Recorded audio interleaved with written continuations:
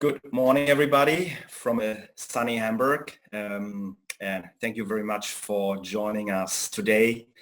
My name is Clemens Hilmer, and I'm a partner based in Hamburg, and I'm heading the German Asset and Structured Finance Group.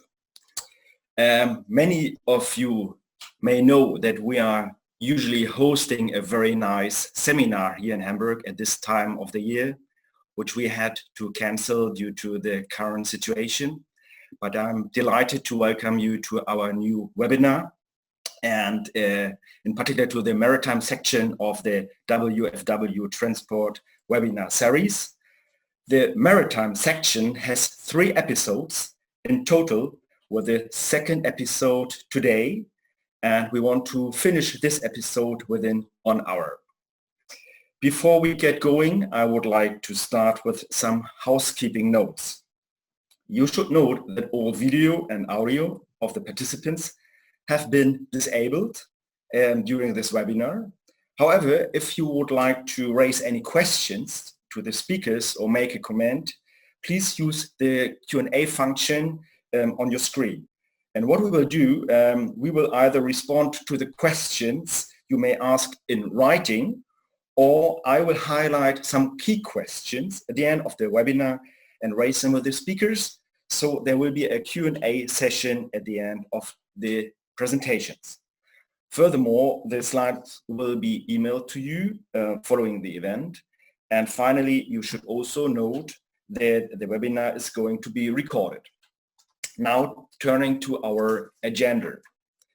Today, we will give 2 presentations. Our first presentation will look at ship leasing and is presented by Madeline Leong from our Hong Kong office, David Osborne in London, and George Paleokrassas, co-head of our global maritime practice. Following this, Lindsey Keeble, a London-based global co-head of Maritime, Frank Dunne, our senior partner, and Stephen Parker in our London Restructuring and Insolvency group will cover the key considerations of workouts, restructuring, and enforcement. So I would now like to hand over to Madeline, David, and George.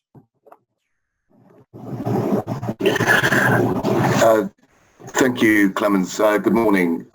We're, as Clemens mentioned, going to be talking a bit about leasing. Just to give you a quick overview and a heads up as to what we're talking about, it'll be focusing on contractual issues as between lessors and lessees, with some emphasis on default issues and termination and quiet enjoyment. There'll be something of a focus on Chinese leasing because of the importance of it, but it won't be exclusively related to Chinese leasing. And one underlying theme which runs through it really is the legal difference between a lease and a loan, and that applies to a lease of any sort, whether it's a finance lease or an operating lease. And this manifests itself in a number of different areas and is important both to lessors and to lessees. We won't be addressing in our presentation anything to do with the sort of liabilities which a lessor may incur through being registered owner of a ship, but you may hear a little bit about that in the workout and enforcement presentation which follows. So the way we're going to do this is that Maddie will mainly put forward issues from a lessor perspective. George will do the same from a lessee perspective, and I will be refereeing or intervening.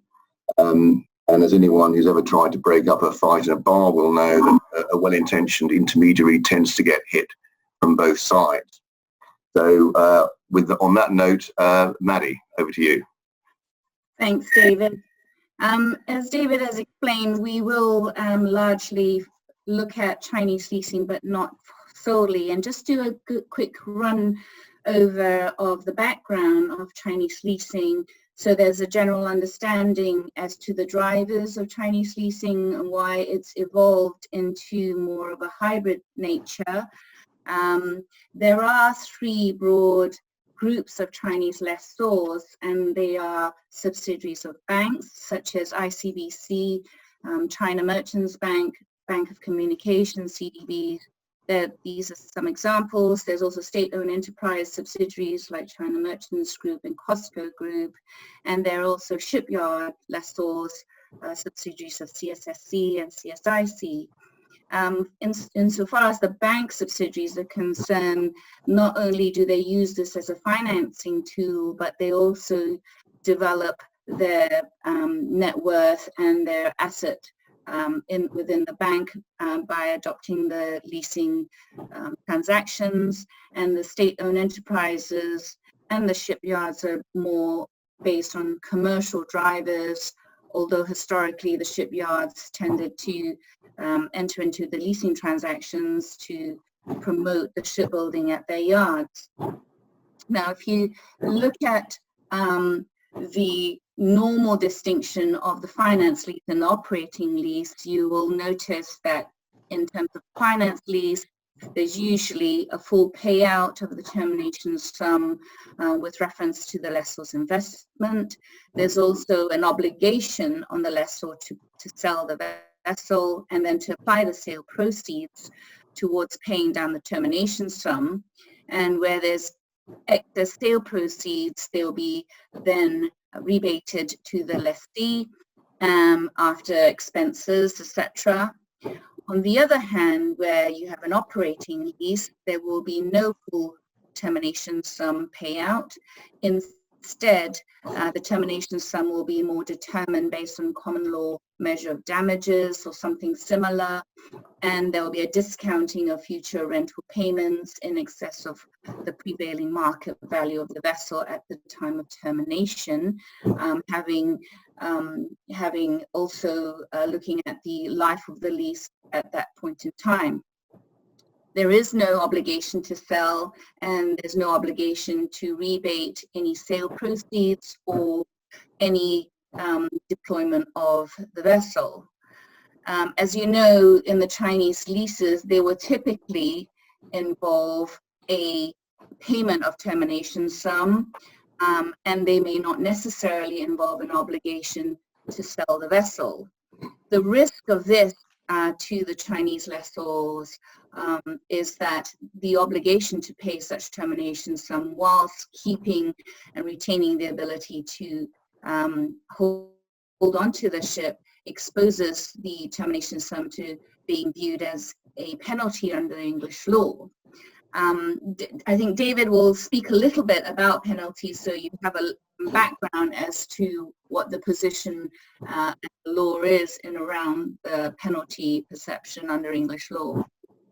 Yeah, thanks, Maddie. I mean, the doctrine of penalty under English law means that if a payment obligation is held to be a penalty, it's unenforceable. And there's a long history of this legal doctrine, and it hasn't arisen, it doesn't just arise in a leasing context, but it has been important. And there have been a number of cases in the past about penalties in leases and hire purchase agreements. The old test for whether something was a penalty was whether or not it was a genuine pre-estimate of loss, and if it wasn't, it was vulnerable to being a penalty. But that all changed radically through a Supreme Court decision about 10 years ago, and the law has really been on penalties has been rewritten. So the test now is that a penalty is a secondary obligation triggered by breach of a primary obligation, which imposes a detriment out of all proportion to the legitimate interests of the innocent party, which is a bit of a mouthful, and it's a slightly more complex and nuanced test. There haven't, unfortunately, as yet been any cases on the way this new rewritten penalty doctrine applies to leases, or not very many of any substance. It is something which the lessors in particular need to bear in mind, but it can be navigated around by careful drafting and structuring of the documents. But it's something which people, particularly lessors, need to be aware not to fall into any traps as regards the penalty doctrine. Thanks, David. Yeah, so as David mentioned, we do incorporate appropriate wording in our bareboat charters to ensure that it's not viewed as a penalty. There are other characteristics which we believe would also open the risk of any termination sum being construed as a penalty. And we've listed some of these out in the slide here. If there is an absence on the lessor to sell the vessel and to apply any sale proceeds towards paying the termination sum, should the lessee fail to pay the termination sum, that could open the risk of it being viewed as the termination sum viewed as a penalty.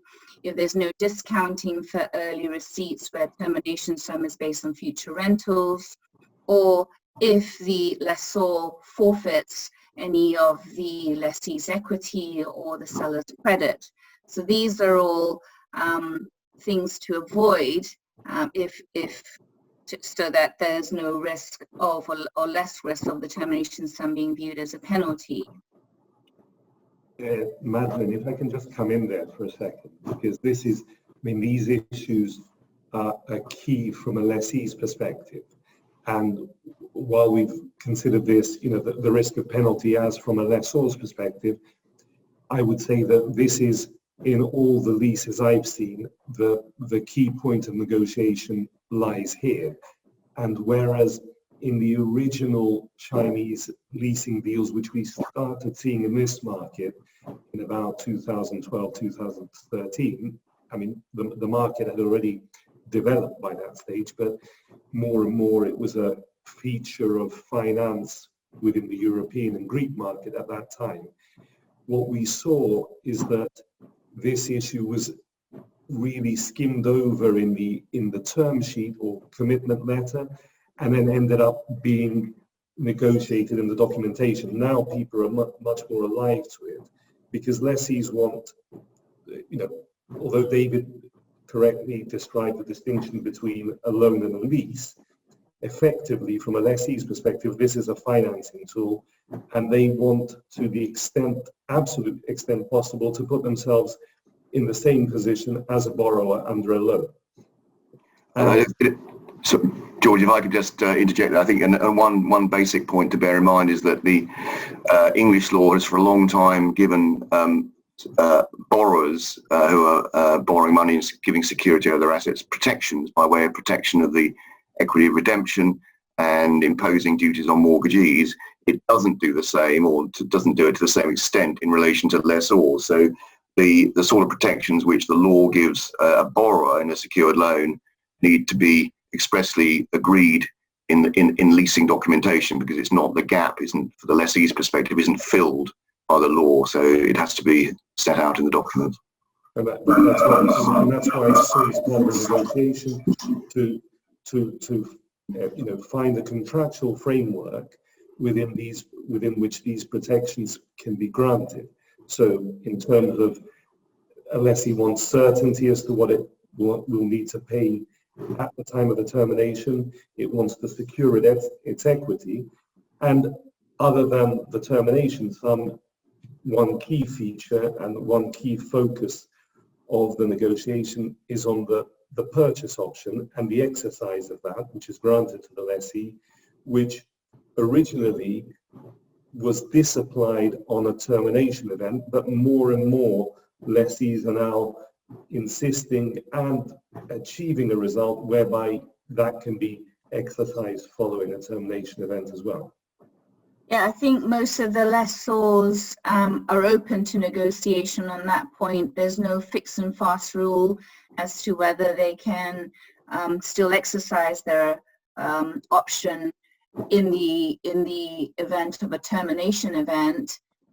There is a view that by lessors that should the termination event be a non-payment or an insolvency, then there is less sympathy and less inclination to permit an exercise, because the thinking is if you're unable to pay the termination sum, or if you're insolvent, then it may be somewhat challenging to exercise the option. However, as I say, there's no fixed and fast rule, and it is open to negotiation in most cases. The Chinese lessors are very commercial. They understand that each transaction is different, and as a result of which that is the reason why these leases have evolved into more of a hybrid nature rather than sticking into more of a strict finance or strict operating lease type characteristic. As you can see on the next slide, what we've also been seeing of late is that sometimes the termination sum, if paid at a particular juncture, can be reduced by reference to the market value prevailing of the vessel at the time, to give some credit to obtaining the termination sum and the rentals earlier. This obviously is more akin to an operating lease and a finance lease, but as mentioned before, these labels are less important in the context of Chinese leasing.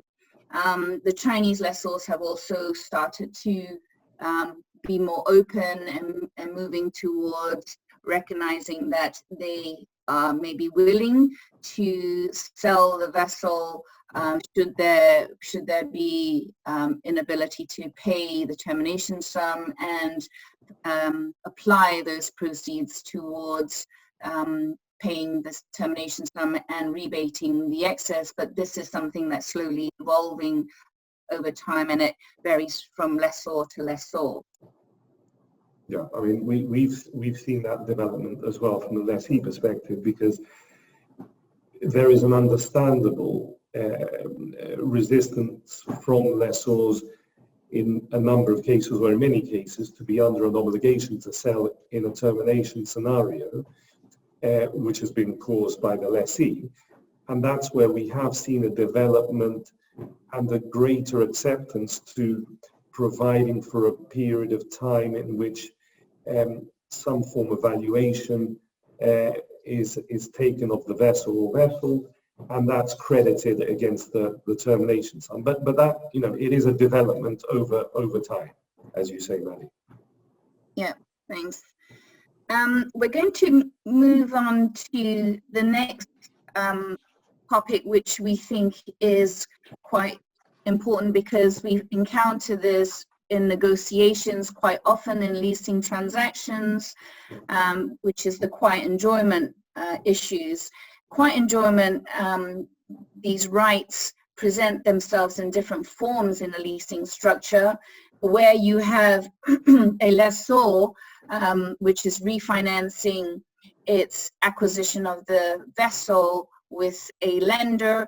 Then that particular lender would wish to preserve its ability to step in, whilst the lessee would also wish to preserve its ability to use the vessel and its quiet enjoyment rights. In that particular scenario, then the lessee would like to be able to continue to use the vessel where the lessor has defaulted under the facility, and the financier would wish to be able to repossess the vessel or sell the vessel and replace the lessor. Another scenario where quiet enjoyment rights exist is if there is a time charter beneath the head bareboat charter, and this is particularly the case where you have LNG projects or other projects, and the lessor in that particular situation would wish to have the ability to step in and replace the lessee, even though the time charter is still fulfilling its obligations. So potentially these quiet enjoyment rights and step-in rights can be quite complicated, can involve many parties. They are sometimes known as quiet enjoyment agreements or direct agreements. The next slide actually shows the most complicated type of situation, where you have the lessor has a financier, there's also a lessee, there's also a time charterer, and on top of that, the time charterer themselves may have a financier behind them who's financing the project. So you can see there that the lessor financiers in one, it will require step-in rights in respect of the head lease as well as the time charter, And in terms of the lessee, they would require quiet enjoyment rights from the lessor's financiers. And in 3, the time charterer would wish to preserve its quiet enjoyment rights as against the lessor and its financiers. And finally, in 4, where you've got the project financiers, they would wish to have the ability to step in if the time charter defaults, because obviously they would want to preserve the project in order to continue the debt service. Yeah, I mean, you know, the key, looking at it from the lessee's perspective here, the key is that it doesn't want to be prejudiced by the lessor's financing arrangement. So it wants to be able to continue with the lease, with the bareboat charter, irrespective of any default which may occur as between the lessor to its financier or financiers. And also in terms of, while the lessor financier will want to maintain the structure, and as Maddie mentioned, may want to put in place a different lessor, there a lessee would commonly seek to be able to have some type of approval or right or some type of control over the identity of that lessor, and to ensure that that change won't result in any change to its cost and the underlying key underlying terms of the deal. Now, although this is not so relevant in the Chinese leasing context, where mostly we've seen very big deals involving multi-ship financings, where then the lessor seeks financing for that particular deal from a financier.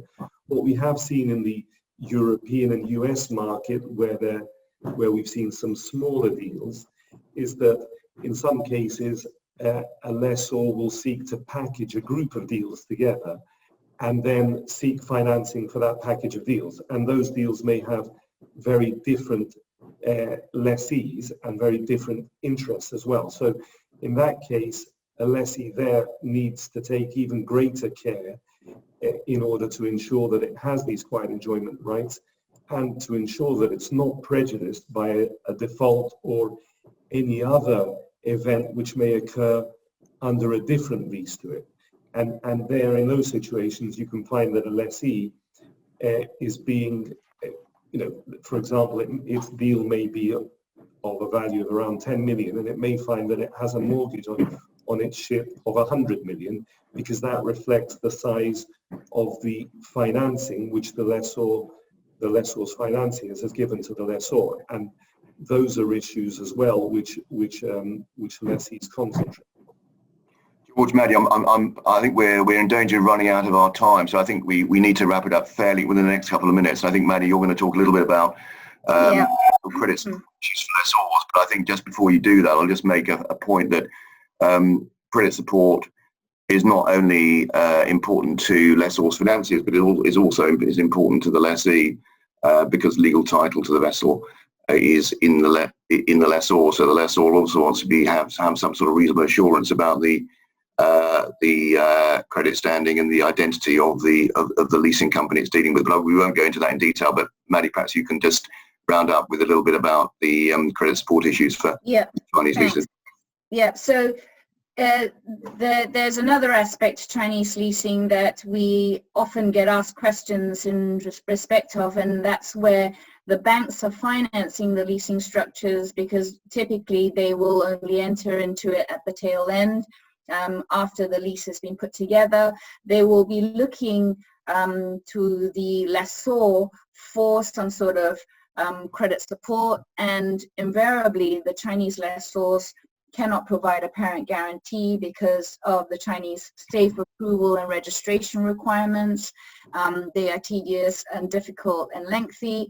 And so in an alternative to providing these parent guarantees would be either put options, remarketing agreements, and standby charters.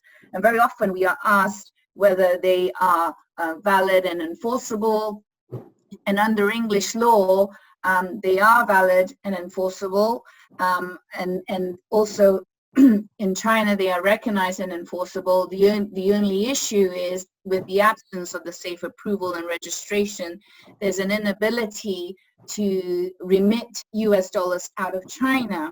However, if the put option remarketing agreements and standby charters are actually drafted appropriately and avoid being deemed as a guarantee or viewed in any way as a guarantee, then there will be no requirement for safe approval and registration, and therefore there will be no issue with remitting US dollars out of China. And you will also get a clean Chinese legal opinion confirming that.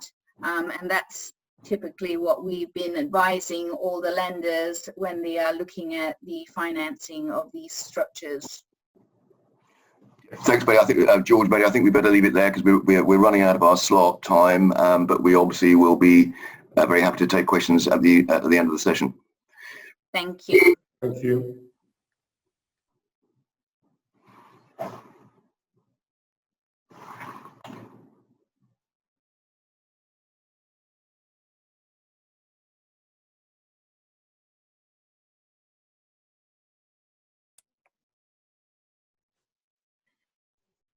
Great.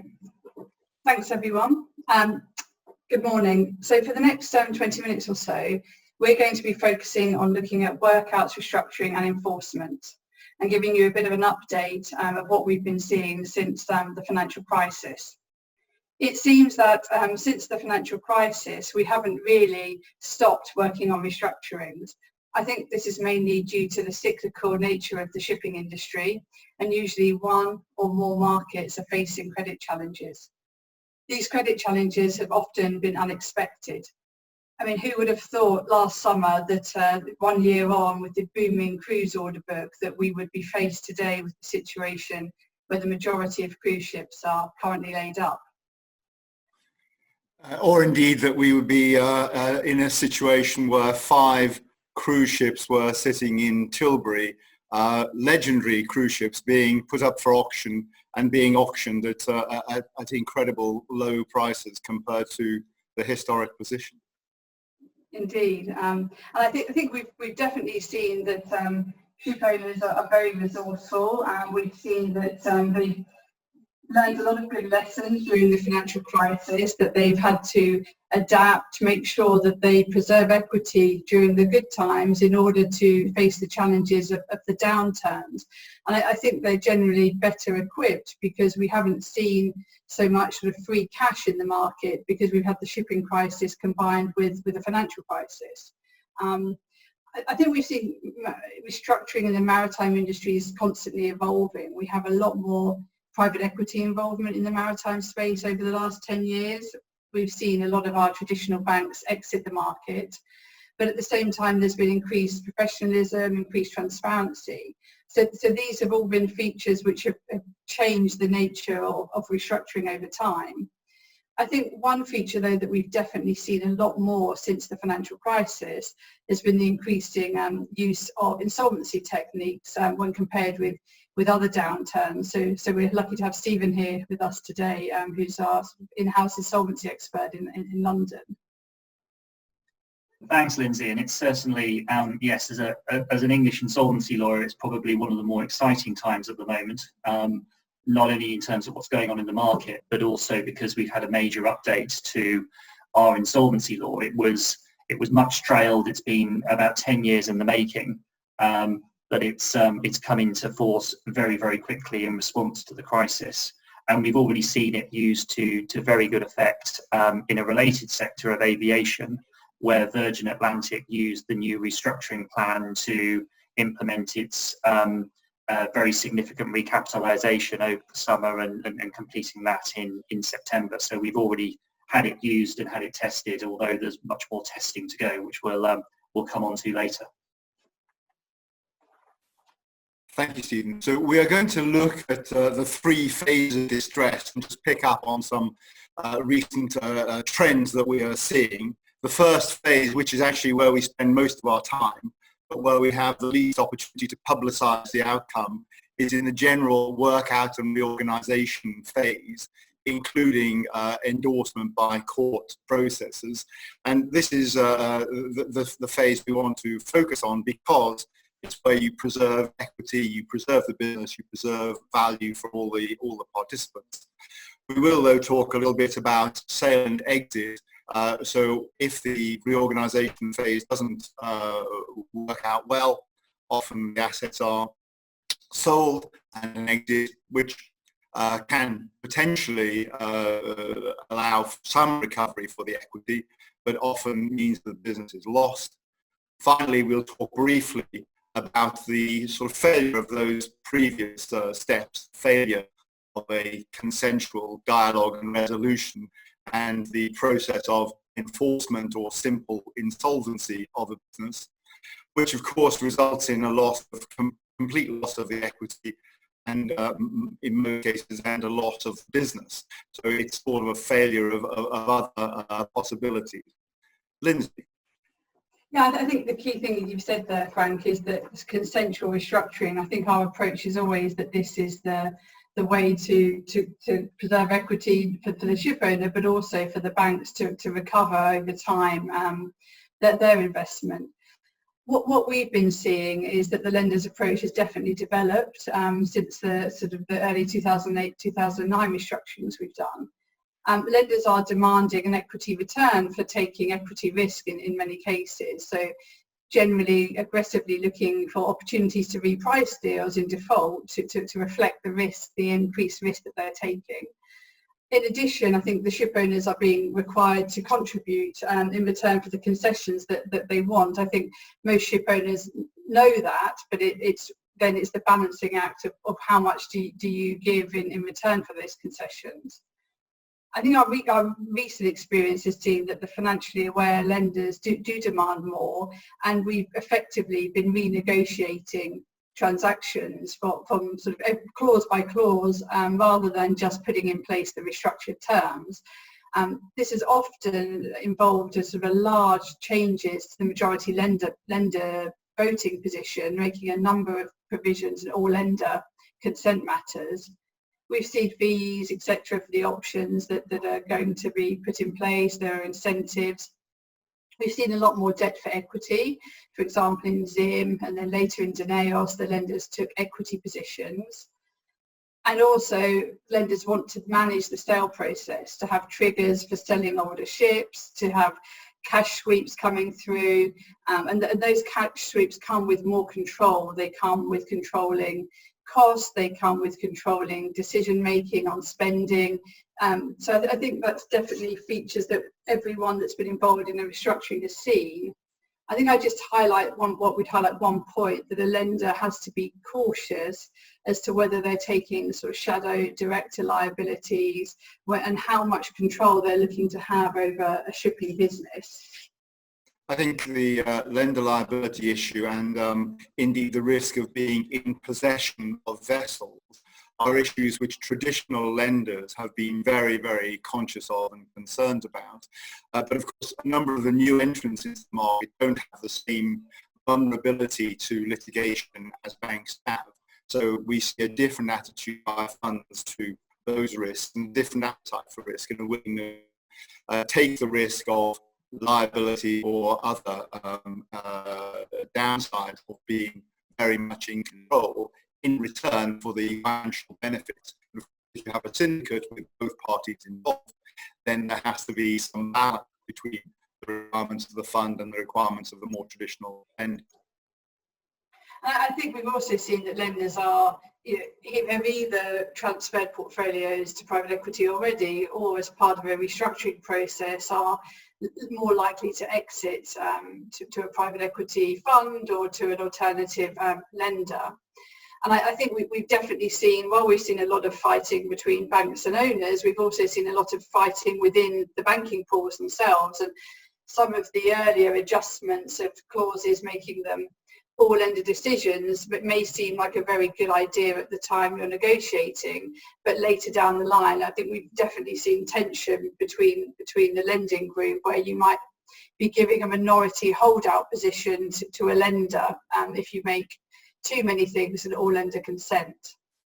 But I think our one thing that we'd say is, if you're doing this consensual restructuring, it's definitely worth taking the time to get it right, because endless restructuring, coming back time and time again, it just leads you to putting more money in lawyers and advisors' pockets, which isn't where you want it to go. I think the consensual approach is always obviously the best, and I think it avoids wasting cash. It avoids sort of unplanned free fall into an insolvency situation, because insolvency situations, as we've all seen, are very expensive and they just destroy value. I think they can be a good option if the lenders and the equity both have a plan, but you do need a court process to implement them sometimes in some jurisdictions. And if you have a well-planned insolvency, you can come out the other end with a very viable business. I think insolvency is bad for everybody if it's hostile, and you can compare sort of Chapter 11s of Toyser and Seadrill, sort of where a free fall insolvency compared to a well-planned Chapter 11 have very, very different results. We've definitely seen other insolvency regimes become more prominent. In Germany, there's a lot of the KG exits are done through an insolvency practitioner. We've seen the Concordato Preventivo in Italy, Softguard in France, and the new Singapore regime. And I think these can often be very helpful in approving and confirming a restructuring plan. And indeed, in some of these jurisdictions, they're necessary in order to sort of approve and confirm the actions which otherwise may be unlawful or give rise to clawback in some of these jurisdictions. So the insolvency tool can be very, very useful. And I just note in that context that there's new proposed Greek insolvency law changes, and I believe, Stephen, these are to take into account the changes of the EU regs in that respect. Yes, Lindsey, there's a general move across the European Union to update insolvency laws. Some have been updated already. France has had Safeguard to restructure companies for a long time. Italy in particular has been in the vanguard, perhaps of necessity, and I think we're going to see more and more reforms driven by an EU directive that will mean that there will be a restructuring regime in every EU member state that will be probably more fit for purpose than a lot of the slightly more antiquated insolvency laws that we have generally seen across Europe. And that brings us on to the UK reforms. And these, as I mentioned, have been something that have been in the works for nearly 10 years. There was a consultation in 2016 and 2018. And I think we had all thought that it was going a bit on the back burner, but COVID gave the reforms new impetus, and at extraordinary speed, legislation was drafted, and we have a new Corporate Insolvency and Governance Act that came into force at the end of June. The reforms are very much focused on restructuring. And so when we talk about simple insolvency and insolvency processes destroying value, that's when you're really going into a liquidation scenario. But what we now have in the UK is, to some extent, an evolution of our restructuring processes, but also a few extra tools as well to drive restructurings and to keep businesses going. The centerpiece, I think, and the most likely to be useful reform is the court-approved restructuring plan.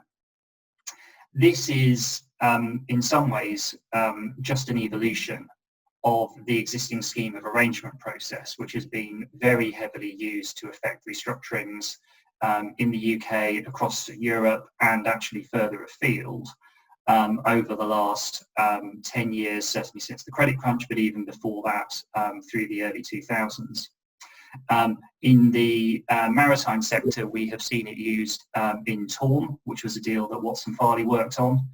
It was also used in the context of Bibby Offshore and their high yield bond. And the scheme process is also something that we see in offshore jurisdictions and variants in Singapore and Hong Kong. And in the offshore context, Ocean Rig, which if memory serves was a Cayman scheme, was another recent scheme of arrangement used to implement a restructuring process. So the scheme has been around for a long time. It's been very effective, but it did need a bit of an update for reasons that I'll come on to. The restructuring plan has a jurisdictional bar which is relatively low, that the company must be in some level of financial difficulty, but I think for most companies that are going to use it, it isn't going to be a high bar that's going to prevent the restructuring plan being used. A central part of both schemes and the restructuring plan is that you will divide creditors into separate classes, depending on their interests, both before the restructuring and through the restructuring. To pass a restructuring plan, you will need 75% creditor support in each class, subject though, however, to a new cross-class cram-down, which is another mouthful, which I have to say carefully, a cross-class cram-down provision, which I'll come on to. We've seen with schemes of arrangement, and it will be exactly the same with the restructuring plan, that there are very few jurisdictional barriers to using this, not only for UK companies, but also for non-UK companies. We've seen a lot of schemes in relation to European incorporated companies and companies incorporated in other jurisdictions. Basically, if the transaction is governed by English law, then the restructuring plan or the scheme of arrangement is a good way to go to restructure. Although there are some tests that need to be passed, there are various ways to do that, and the technology to bring restructuring situations and non-UK companies into an English law restructuring is getting more and more sophisticated and evolving constantly. As I've said, the key change with the restructuring plan is the introduction of a cross-class cram-down mechanism. It's subject to some safeguards in that a dissenting class can be crammed down if they don't vote in favour of the restructuring, but that can only happen if one other class votes at least in favour, and that class has an economic interest. And then the other safeguard is that the dissenting class cannot get less than it would get in what is termed the relevant alternative. Now, the relevant alternative will be much fought over, although in a lot of situations, effectively, what we're talking about is what would happen in a liquidation. It's important to note that there's no absolute priority rule. That's an important distinction between Chapter 11 and certain other restructuring regimes. And so, for example, that means that equity can retain their full interest through a restructuring, notwithstanding that lenders may well be taking some level of write-down or other detriment. Schemes and restructuring plans are incredibly flexible processes, and therefore you can almost write what you want, subject to fairness and being able to get the vote through. Key factor is that or key thing to note is that a restructuring plan is focused on implementing the restructuring only. It's much narrower and therefore cheaper and easier to use than Chapter 11, and we certainly think it's a real alternative to Chapter 11 and something that should be very seriously looked at. The only disadvantage is that there isn't a moratorium or a worldwide stay, but that isn't necessarily a bar to using it, and we've seen it successfully used where there's only been effectively an informal moratorium between lenders. Just briefly, the other reform that came in with the reforms this year is that we do have, however, a standalone moratorium in the UK. It's effectively our attempt at a debtor in possession process. However, it has a big lacuna at the centre of it, which is that it doesn't apply to contracts involving financial services, so loans, bonds, derivatives. And it's also true to say that the rules are complicated. The moratorium itself is for a relatively short duration, and so it's unclear whether it's going to be useful. But in comparison, the restructuring plan, we've already seen it used by Virgin Atlantic, again, another deal that Watson Farley was involved in on the aviation side. And so I think there's some exciting developments to watch there. Thank you very much, Stephen. Frank is now back. Frank, would you like to finish your slide?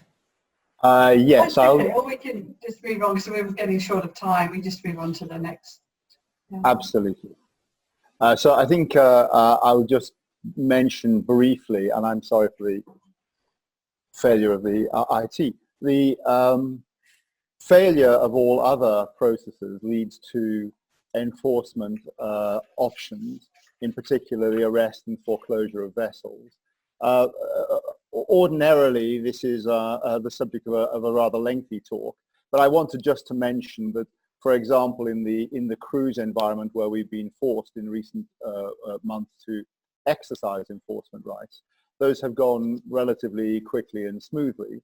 So normally we're talking about how long and how difficult it is, but on this occasion, with a couple of crews of the cruise and maritime cruise ships that we arrested in Tilbury in the UK, we arrested them on the 30th of August. They were sold on the 10th of October. So you have a very short period door to door to accomplish an auction. Obviously, some jurisdictions are much more challenging. Leasing is one of the reasons why we've seen much less enforcement in recent years, because the process of recovering possession of a lease is quite a different process to enforcing the ship mortgage, and in some respect easier, although there are some complexities arising from the residual obligations of an owner for safe manning and safety of a vessel, which can cause complications.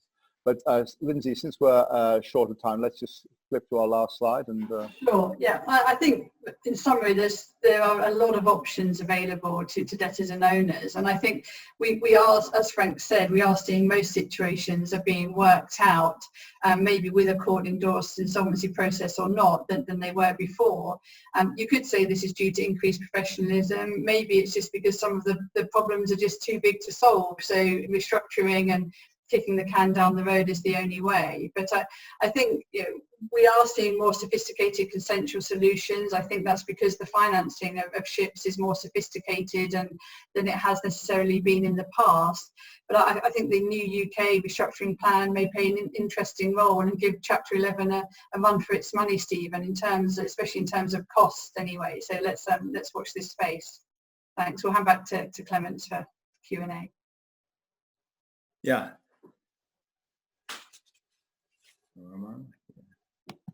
Yeah, thank you very much, Lindsey, and to all the speakers and to all the participants who have submitted questions. As we are actually a bit overrunning of time, I would like to start or finish with a very short wrap-up, and thereafter we would turn to the questions. So now coming to our wrap-up, first of all, thank you to all the speakers and to the audience. And for the audience, shortly you will receive a follow-up email, which will include the slides, a link to some relevant articles, and a short feedback survey. If you have dialed in, please email events@wfw.com so that we can track your attendance.